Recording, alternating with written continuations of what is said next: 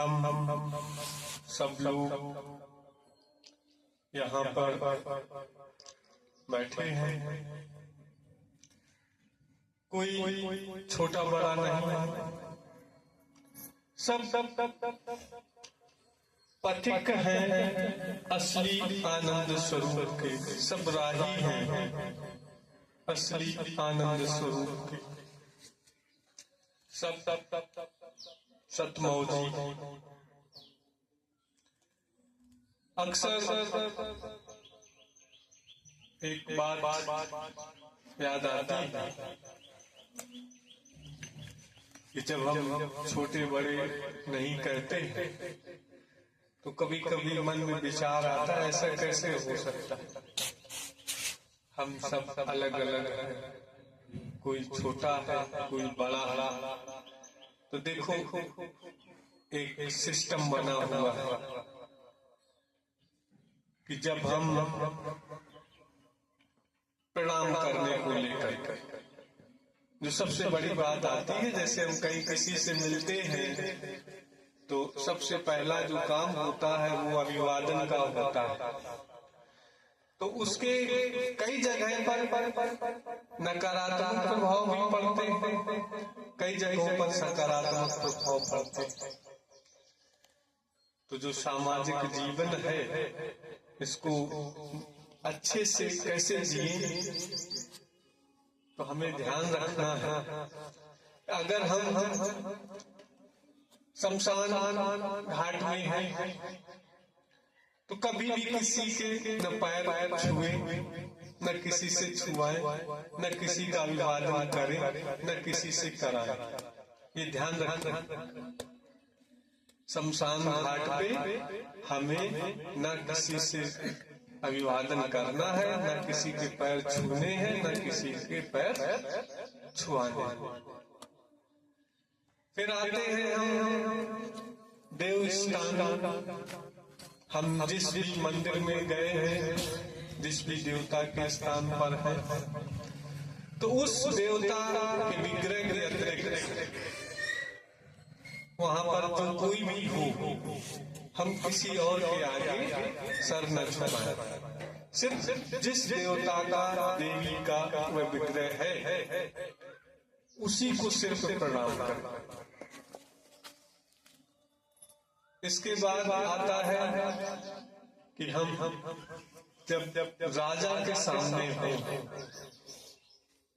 तो राजा के अतिरिक्त फिर किसी के सामने सर न झुकाएं, किसी को प्रणाम न करें। तो अब जैसे आजकल राजा तो है नहीं, तो राजा हम उनको मान ले जो अधिकारी है, सरकारी अधिकारी है। जैसे कि अगर कलेक्टर है तो फिर एसडीएम के सामने न झुके, सिर्फ कलेक्टर को ही प्रणाम करें।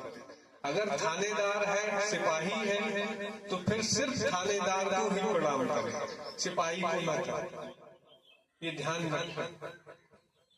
ये व्यवहारिक जीवन में आपको बहुत काम देगा। क्योंकि क्या होता है, अगर आप बड़े अधिकारी के सामने छोटे को प्रणाम करते हैं तो बड़े अधिकारी को ये लग सकता है कि कहीं छोटे वाले ने कोई जुगाड़ तो नहीं फिट कर ये उसको बड़ा कर रहा, तो वो आपके विपरीत चला जाएगा। तो पहले शमशान घाट में किसी को प्रणाम न करें और न किसी से करवाएं। देव स्थान में विग्रह के सामने किसी को प्रणाम न करें, न किसी से करवाएं, स्वीकार करें। और राजा के सामने, फिर गुरु के सामने। जब आप अपने गुरु के सामने बैठे हैं तो गुरु के अतिरिक्त और चाहे जो भी आ जाए तो भी आप प्रणाम ना करें। आप कक्षा में बैठे हैं, आपका टीचर पढ़ा रहा है, आप पढ़ रहे हैं, अब कोई आ जाए आपको नहीं उठना, क्योंकि ये वेद विहित वाक्य है कि गुरु और शिष्य के बीच में कोई नहीं आ सकता है, भक्त और भगवान के बीच में कोई और नहीं आ सकता है। मृत्यु और जीवन के बीच में कोई नहीं आ सकता। तो हमें ये ध्यान रखना है, इनके बीच में कभी किसी को नहीं आने देना। तो अब जैसे ये बात आती है तो हम कहीं भी इनका प्रयोग करें जब भी, और शास्त्र में गीता तो यहाँ तक कहती है कि ना अभिनंदति ना द्वेष्टि तस्य प्रज्ञा प्रतिष्ठिता। वो कहता है कि जब तुम जानते हो कि सब में वही ईश्वर बैठा है, कोई छोटा बड़ा नहीं है, तो फिर किसी को प्रणाम करने की जरूरत ही नहीं। ना अभिनंदति ना द्वेष्टि तस्य प्रज्ञा प्रतिष्ठिता। जिसकी बुद्धि स्थिर हो गई है, जो अपने इष्ट में स्थिर हो गया है, जिसको ज्ञान जागृत हो गया है, वो न किसी को प्रणाम करता है और न किसी से ईर्ष्या करता है या द्वेष करता है, दोनों से मुक्त हो जाता है। तो हम सब लोग पथिक हैं, असली आनंद स्वरूप के। हम सब सतमौजी हैं। अब यहाँ पर हम जब बैठते हैं तो एक चीज सिर्फ ध्यान रखो, मेरा इस संसार में कोई दूसरा नाता नहीं। आप सोचेंगे कि हम बाबा हैं, हम चाचा हैं, हम मौसिया हैं, हम फूफा हैं, हम पापा हैं, हम पति हैं, हम जेठ हैं, तो इसको गौर करो, हम ये कुछ भी नहीं है। ना हम ससुर हैं, ना हम जेठ हैं, ना देवर हैं, ना भाई हैं, ना चाचा है, कुछ नहीं। हम यहाँ पर जब इस कुर्सी पर बैठते हैं तो सिर्फ एक ही उद्देश्य है, हम सिखाने के उद्देश्य से बैठते हैं। तो हम सिर्फ गुरु बस और तो आपको भी वो सारे जब तक इस प्रांगण के अंदर है, इस गेट के अंदर आ गए हैं, तो एक क्षण के लिए जितनी देर यहाँ पर रहे, हम इन सब के चक्कर में ना पड़े, किसी भी रिश्ते के चक्कर। क्यों? क्योंकि यहाँ पर ज्ञान ही मिल रहा है, और ज्ञान के लिए जिज्ञासु हृदय चाहिए। वहाँ पर माता का हृदय नहीं चलेगा, पिता का हृदय नहीं चलेगा, भाई का हृदय नहीं चलेगा, वहाँ पर शिष्य का हृदय चलेगा। क्योंकि शिष्य के लिए ही ज्ञान बना और उसी को मिलेगा। भतीजे के लिए ज्ञान नहीं बना कि चाचा दे दे।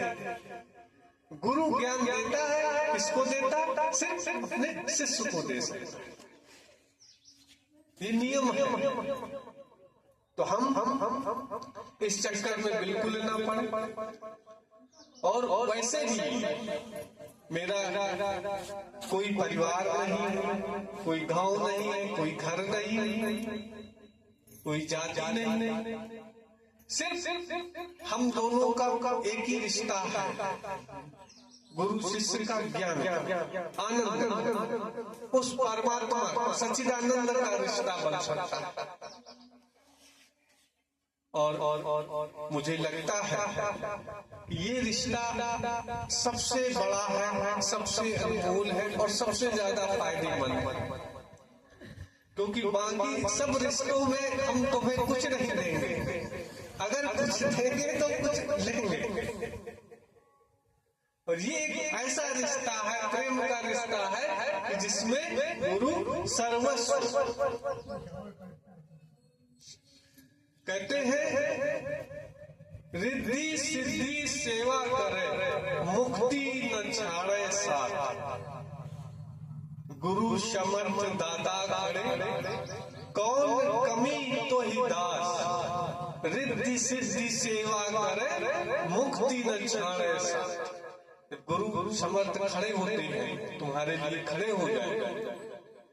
तो गुरु का सबसे जो पहला गुण है कि ना अभिनंदति ना द्वेष, उसको किसी से प्रेम या द्वेष ही नहीं है, वो तुम्हारे लिए खड़ा ही नहीं होगा। वो सबसे पहले तुम्हें यही कहेगा कि अपने कर्मों का फल भोगो, अच्छे काम करो, अच्छे तरीके से चलो। लेकिन कभी इमरजेंसी आ जाए कि तुम अच्छे काम की तरफ चल तो दिए, लेकिन अभी वो मंजिल दूर है, तब गुरु समर्थ खड़े हो जाते हैं। तब उस क्षण तुम्हारे लिए कोई कमी नहीं रहती। रिद्धि सिद्धि सेवा कर, मतलब संसार की जो भी उपाधियां हैं, जो कुछ भी तुम्हारी कामनाएं कल्पनाएं हैं, जो भी जरूरतें हैं, जरूरतें सचमुच की जरूरतें जो तुम्हें लक्ष्य से मिला दे, ये जरूरतें नहीं कि फलाने की जेब से 200 रुपए निकल के हमारी जेब में घुस जाए। अगर कोई शारीरिक रूप से बाधा आ रही है, मानसिक रूप से बाधा आ रही है, कोई अन्य बाधा आ रही है जो तुम्हें इस ज्ञान से जुड़ने में दूर कर रही है, उसको वो दूर कर और उसके जो कमी आती है वो पूरी कर देते हैं। आपके बच्चे भूखे नहीं रहेंगे अगर आप उस मार्ग के पथिक हो गए। अगर तुमने एक कदम बढ़ाया है तो गुरु समर्थ जो है 100 कदम तुम्हारी ओर आता है। तुम एक कदम बढ़ाओ रोज, वो 100 कदम रोज तुम्हारी ओर आएगा। तो एक दिन ऐसा आ जाएगा कि तुम दोनों एक हो जाओ। बस उस क्षण की ही तलाश है हम लोगों को। हम लोग रोज रोज बैठते हैं तो इसीलिए सिर्फ बैठते हैं कि एक दिन हम दोनों एक हो जाए। जो नहीं कहते हैं कि वो गुरु गोविंद दो खड़े काके लागो पाए, बलिहारी गुरु आपने गोविंद यूं बताया। कि जब शिष्य को भगवान का दर्शन हुआ, गुरु का दर्शन हुआ, तो वो देख रहा है जो गुरु है वही हम हैं। जितना पावर, जितना भगवान गुरु के भीतर घुसा, उतने भगवान, उतने पावर हमारे में भी घुसा और उतने में भगवान। तो अब हम किसके पैर पर? जब हम दोनों बराबर है, दोनों एक है, तो अब किसके पैर पर? तो एक चलन के लिए उसने कह दिया कि हे गुरु, मैं तुम्हारी सारी बलाएं उठाता हूँ कि तुमने मुझे इस जगह पर ला दिया कि आज हम उस परमात्मा का अनुभव कर पा रहे हैं।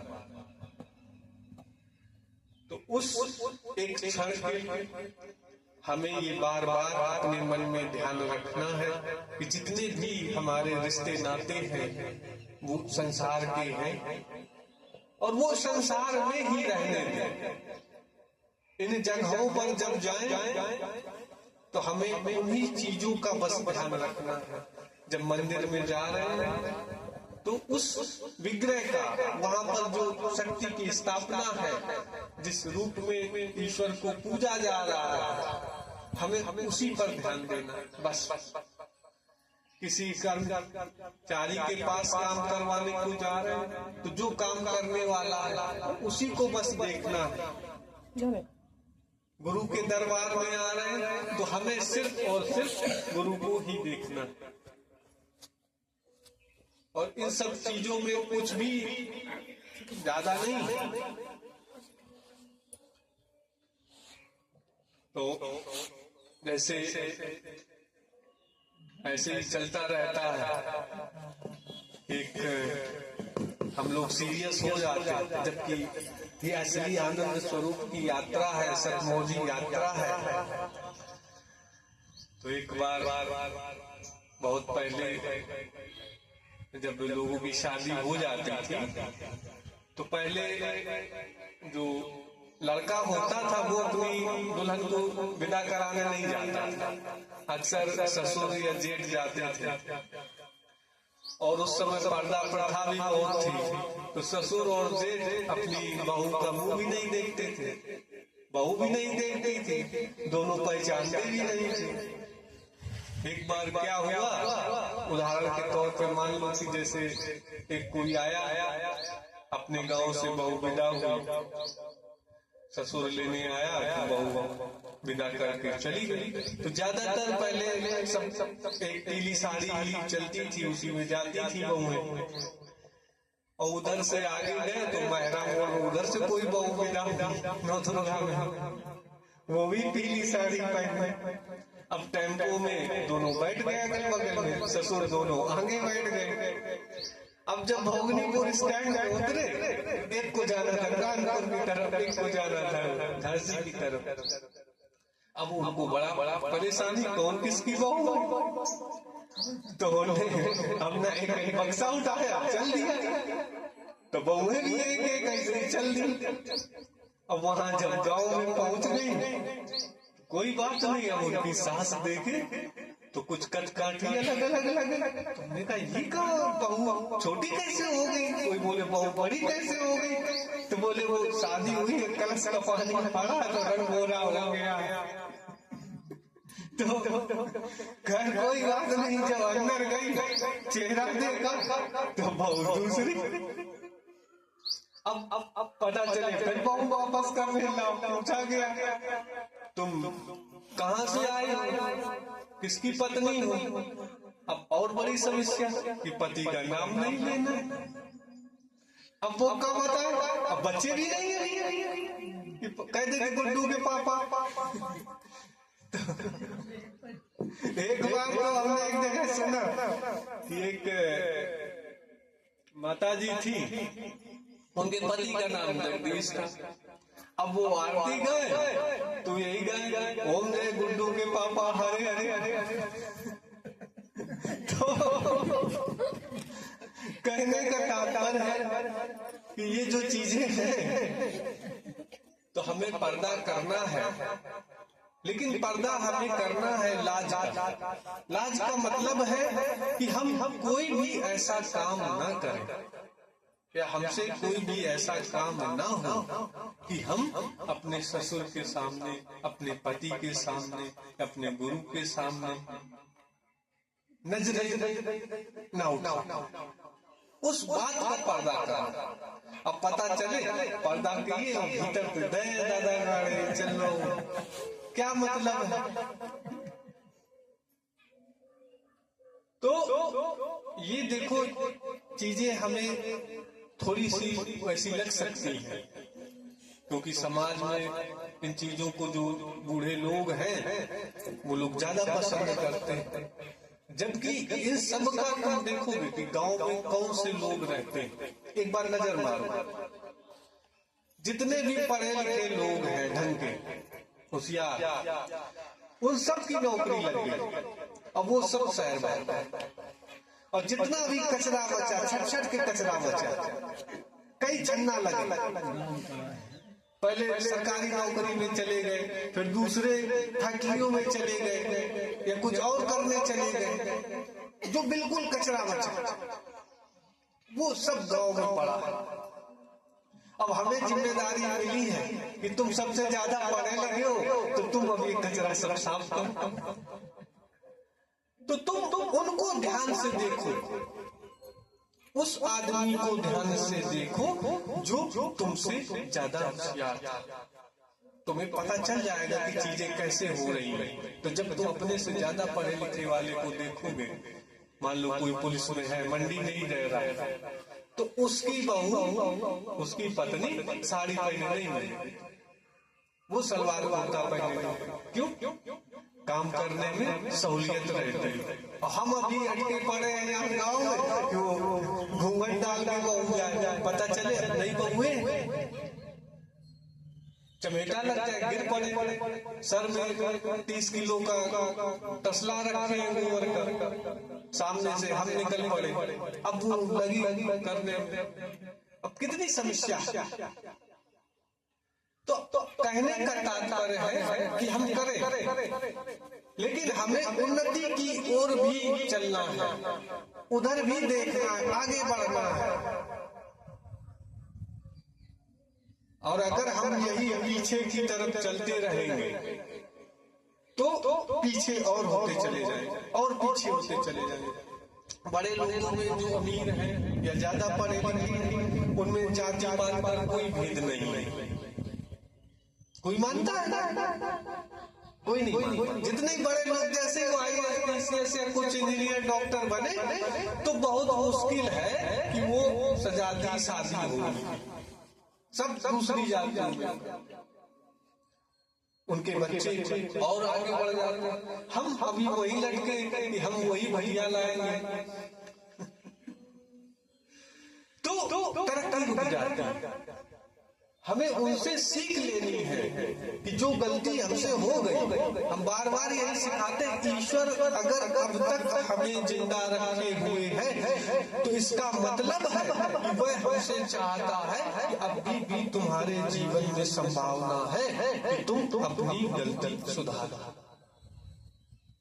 तुम देखो एक बार फिर से कि तुम क्यों नहीं पढ़ पाए, क्या तुम्हारे पास अवसर नहीं था? हमने उसका दुरुपयोग किया। दो लोग, मैं अपना ही उदाहरण देता हूं। मैं और मेरा भैया, वो एक बार खूब अपना शराब पीने लगे। पिताजी भी हमारे खूब शराब पी, तो किसी ने उनसे कहा कि तुम शराब क्यों पीते?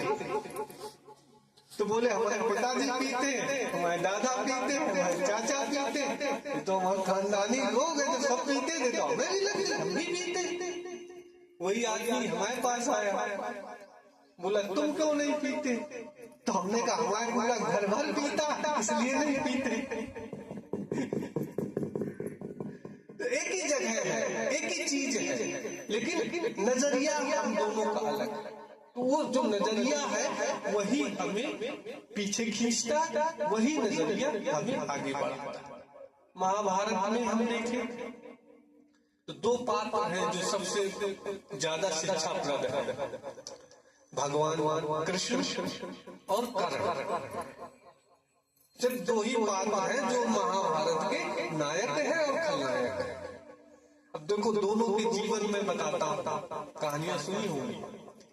भगवान कृष्ण का जन्म जब हुआ जंगल में, जेल में, या इसको ऐसे समझे कि जब एक बार भगवान कृष्ण शांति के लिए गए तो उन्होंने कर्ण से कहा कि यार तुम तो पढ़े लिखे हो, समझदार, तुम्हें सब कुछ पता है कि दुर्योधन गलत है, नाजायज है, अन्याय कर रहा है और उसको मरना भी निश्चित है, और हम नहीं चाहते कि तुम्हारे जैसा विद्वान शक्तिशाली व्यक्ति मरे। तो कर्ण बोला कि नहीं, हम तो उसी की तरफ से लड़े। तो भगवान बोले काहे लड़े? तो कहता है कि तुम्हें क्या पता ये दर्द क्या होता है? बोले काहे का दर्द बताओ तो बोले कि जब हम पैदा हुए तो हमारी माँ ने हमें छोड़ दिया। तो भगवान बोले कि हम पैदा भी नहीं हुए थे और उसके पहले ही हमारा मामा हमारा दुश्मन बन गया था, हमारे माँ बाप भी दुश्मन बन गए थे। देवकी वासुदेव ने यही तो तय किया था कि जैसे ही पैदा होंगे हम तुम्हें सौंप देंगे, पूजा करने के लिए, मारने के लिए। लेकिन तुम्हारी माँ ने तुम्हें बचाने के लिए बहाया और मेरी माँ ने पैदा किया मरवाने के लिए। जब हम पैदा ही नहीं तब तो क्या मैं अपने माँ बाप से नफरत करूं? नहीं, मैंने और भी उनसे प्रेम किया, बल्कि उनको जाके अपनी जान जोखिम में डाल के मैंने जेल से छुड़ाया। तो बोले हमें शिक्षा में दिक्कत हुई, द्रोणाचार्य ने शिक्षा देने से मना किया। बोले वो तो ठीक है, हमसे पूछो, जब पढ़ाई के दिन थे तो हम जंगल घूमते थे, गाय चराते थे, और तुम तो जैसे तैसे राजमहल में रहे। राजमहल में भाई अब अगर मुख्यमंत्री का ड्राइवर है तो मुख्यमंत्री आवास में रहेगा,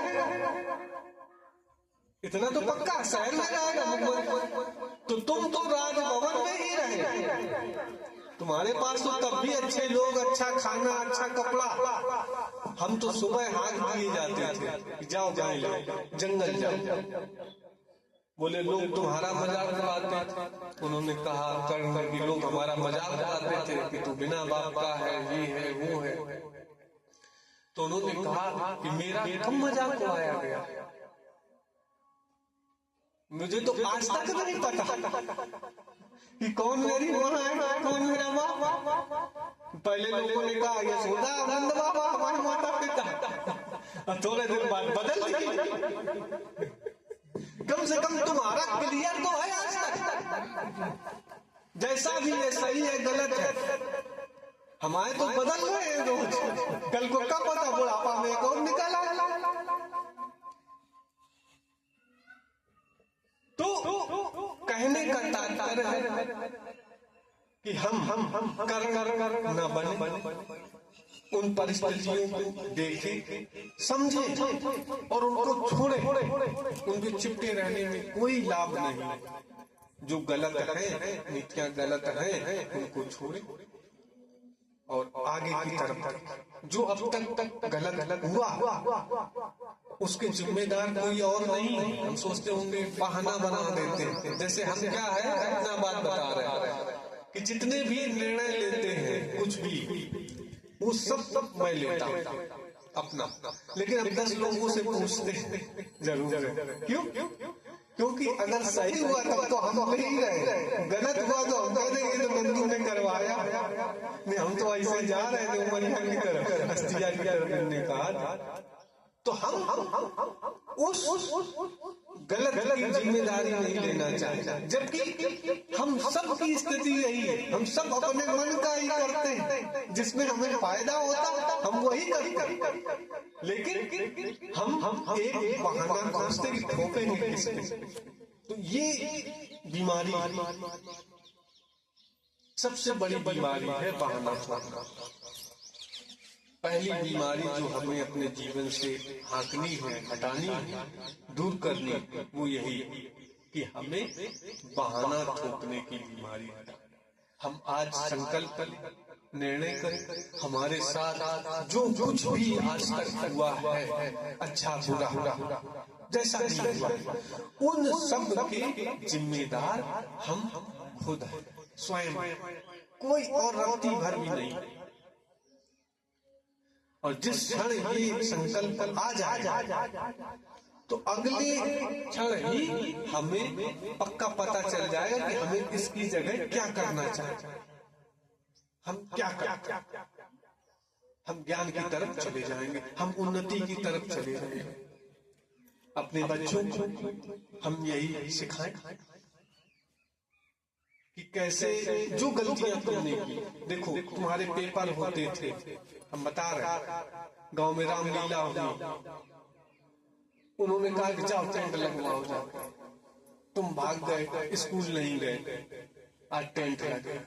कहा रामलीला, जबकि जिनके बच्चे पढ़ने वाले थे उन्होंने कभी रामलीला में टेंट नहीं लगाया। और रामलीला भी कैसी होती, मैंने एक बार रामलीला देखी, बहुत अच्छी रामलीला, यही अपने गांव में ही। तो उसमें चल रहा था परशुराम और लक्ष्मण का संवाद, बड़ा युद्ध टाइप।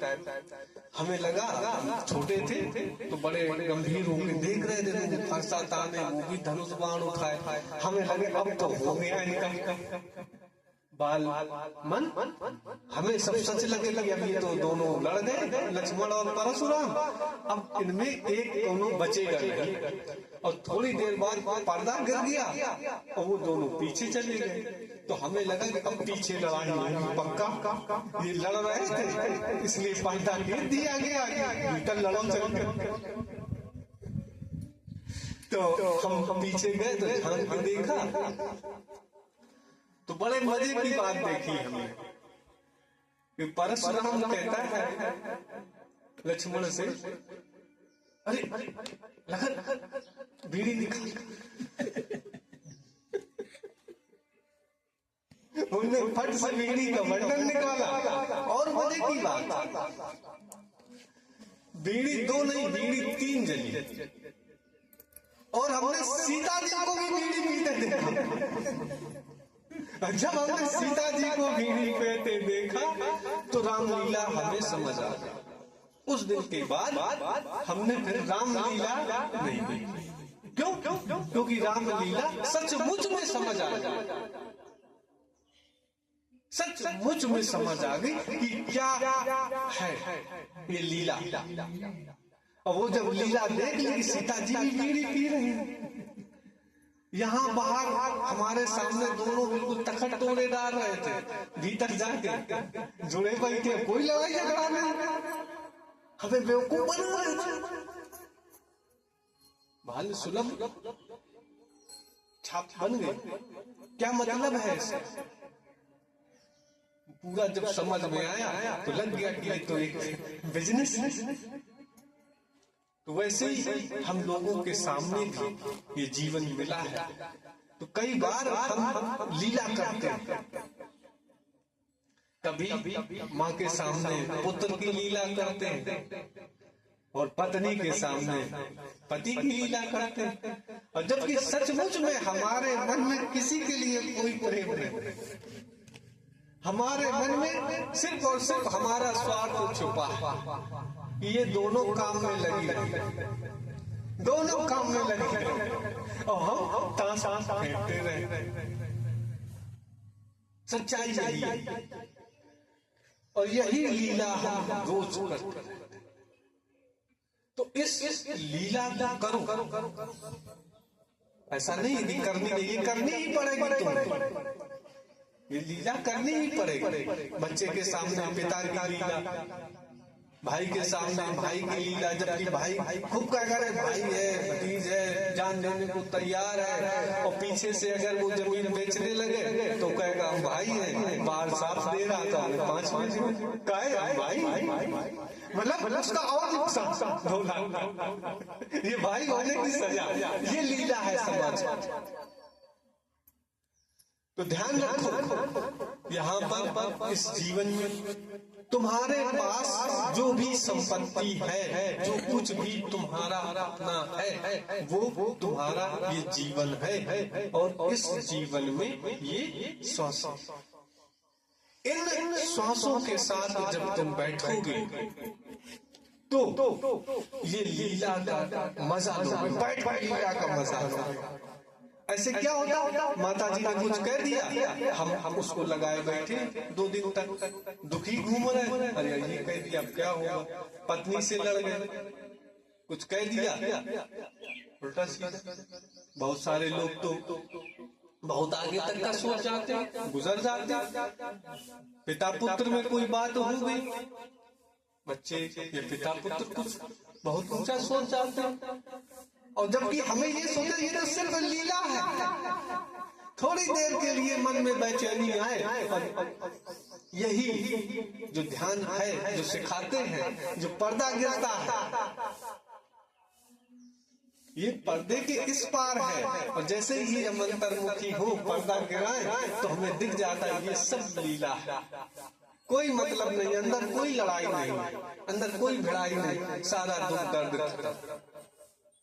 ये बहुत जरूरी है हर एक युवा के लिए, हर एक बच्चे के लिए, हर एक बहू के लिए, ये लीला को समझना, ये पर्दा गिराना और पर्दे के पीछे का जो समय है, जो खेल है, उसको समझना। और अगर हम ये खेल समझ गए तो हमारा जीवन फिर दुख नाम की चीज, क्योंकि दुख हमें किस बात का, इसी बात का तो है कि हमारे आदमी ने कुछ कह दिया, हमारी पत्नी कुछ कह दिया, हमारी माता ने कुछ कह दिया, हमारे पड़ोसी ने कुछ कह दिया, इन्हीं बातों का तो दुख है। बाकी ये देखो, ये मान लो बारिश हुई, वृष्टि हुई, नुकसान हुआ, हमें कोई विशेष दुख नहीं, दुख है तो फिर नहीं का। अब पत्नी का हार कैसे बनेगा, उसको मायके जाना था, उसको साड़ी लेनी थी रेशमी, कैसे आएगा? यही तो दुख है, बाकी तुम्हें और कोई दुख नहीं है। हम बता रहे हैं दुख सिर्फ इस लीला का दुख है, और ये लीला अगर समझ गए तो फिर दुख नाम की चिड़िया आपके आसपास नहीं बैठेगी। आइए हम लोग चलते हैं इस दुख से दूर होने की उस प्रक्रिया में। हम रोज रोज जो सिखा रहे हैं कि घर में जब भी मन बेचैन हो, दिक्कत हो, परेशानी हो, कुछ ना समझ आए तो कुछ पल के लिए चुपचाप बैठ आओ, मन हल्का कर 5 मिनट के लिए हम बैठते हैं। सभी लोग आराम से बैठ जाएं, कमर सीधी, शरीर ढीला, और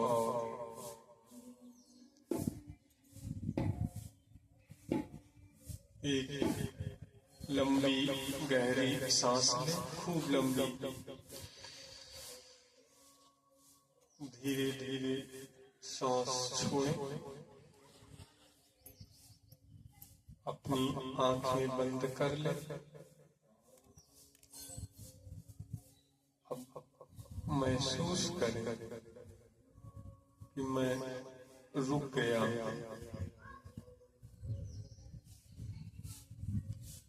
अपने शरीर पर ध्यान दें, महसूस करें सर, गर्दन, कंधे, छाती, पेट, कमर, जांघ, घुटने, एड़ी, पंजा। एक बार फिर से अपने शरीर के सभी अंगों को महसूस करें, जहां तनाव महसूस हो उसको छोड़ दें।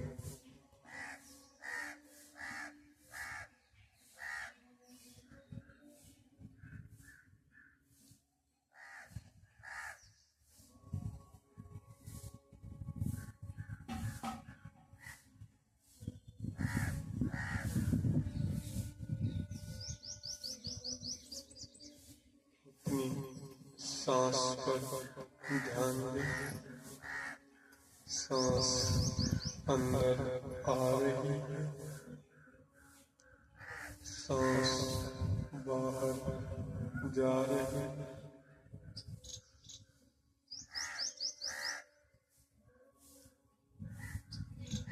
आ रही, जा रही।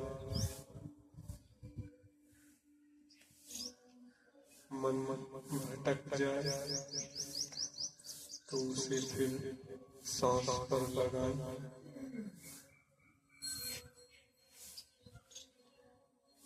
सांस आ रही,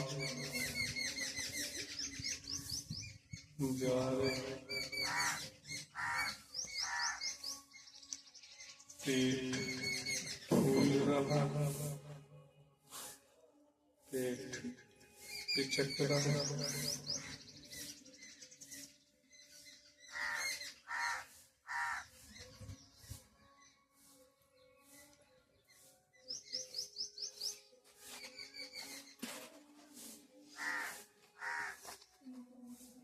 अब धीरे धीरे अपने विचारों को देखें। विचार आ रहे हैं, विचार जा रहे हैं।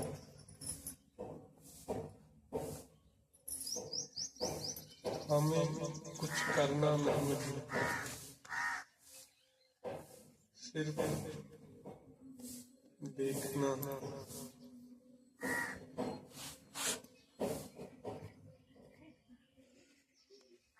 शांत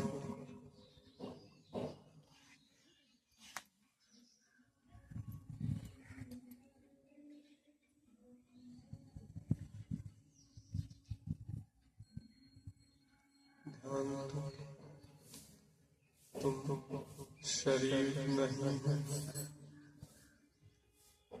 तुम सांस नहीं हो, तुम विचार नहीं हो, तुम सिर्फ देखने वाले हो।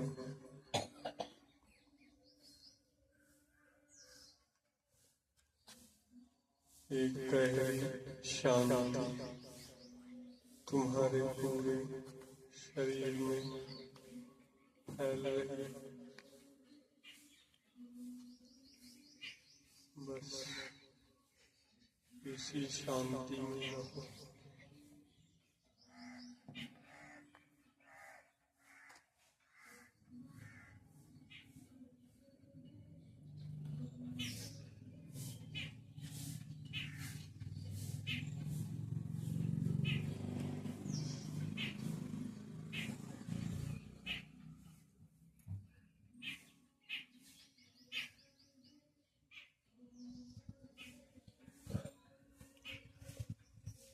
डरो नहीं, बस शांत होकर आराम से आंखें बंद कर बैठे रहो। एक लंबी गहरी और गहरी सांस खींचो। धीरे धीरे सांस बाहर। हर सांस में शांति आपके अंदर प्रवेश कर रही है। हर बाहर जाती श्वास सारा कलेश बाहर लेकर जा रहा है।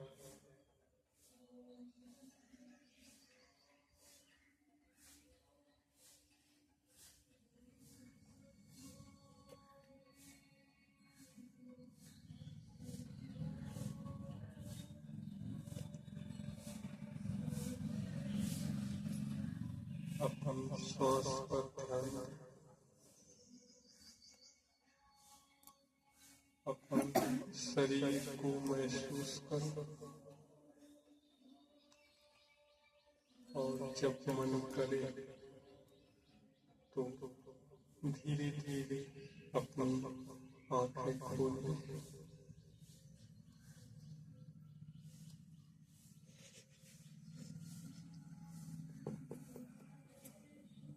हाथ दोनों मलकर अपनी आंखों पर लगा दें। आपने जो अभी किया यह ध्यान नहीं है। अभी बस आपने स्वयं को छुआ। एक क्षण के लिए जो शांति अवतरित हुई वो कहीं बाहर से नहीं आई, वो हमेशा से ही आपके अंदर थी। और आज से आप अकेले नहीं, क्योंकि आपने एक कदम आगे बढ़ाया तो वह अस्तित्व 100 कदम चलकर तुम्हारी ओर आता है। ध्यान रहे, गलतियां होंगी, कोई बात नहीं, बस तुम रुकना मत, क्योंकि जो टिक गया वो सीख। यही अनुभव इसको लेकर के अपने साथ जाए। और जब भी जीवन में कहीं भी विषम परिस्थिति निर्णय जब न ले पा रहे हैं तो क्षण के लिए बैठो। कोई कठिन नहीं है, कोई साजो सामान नहीं चाहिए, चुपचाप बैठ जाए। जैसे हमने बताया कि धीरे धीरे जब आपका अभ्यास होता जाए तो ये जो अनुभव है ये भी बढ़ता जाए और चीजों में स्पष्टता आ जाएगी। यही आज हम कहना चाहते हैं। हरि ओम सत